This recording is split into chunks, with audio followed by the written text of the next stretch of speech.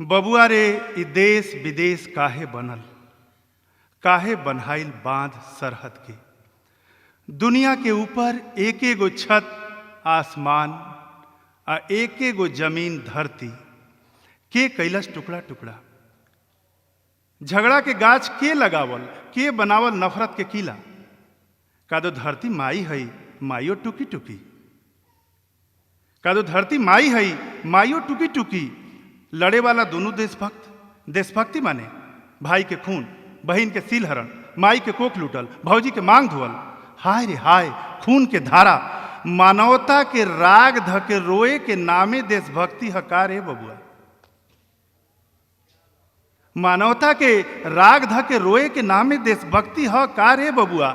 लोग कहता कि हमार कोख लुटाइल नहीं खे, अमर हो गई बा। लोग कहता कि हमार कोख लुटाइल नहीं खे, अमर हो गई बा। सरहद पर तू मुअल नहीं ख, अमर हो गई।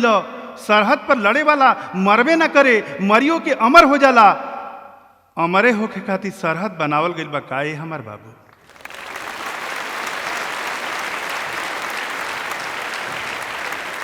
वो अंतरात्मा की आवाज सुन, अमरे होके खातिर सरहद बनावल गई बा काहे हमार बाबू। खैर अब्बो एह देश में शांति कायम हो जाए तो समझेम जे जिंदगी सुकलान हो जाई, ये जिंदगी सार्थक हो जाई। लेकिन ए हमार बाबू 1947 में तारा दादियों के मांग धुआ के अमर हो गई। 1947 में तारा दादियों के मांग धुआ के अमर हो गई। 71 में जब तहार बाबूजी शहीद भैलन तो हमरो मांग धुआ के अमर हो गई। अब तारा मेहरारुओं के मांग धुआ के अमर हो गई। लेकिन ये 90 बरिस के बूढ़ के कहीं शांति ना लौकल। अंतर्राष्ट्रीय शांति, अंतर्राष्ट्रीय शांति।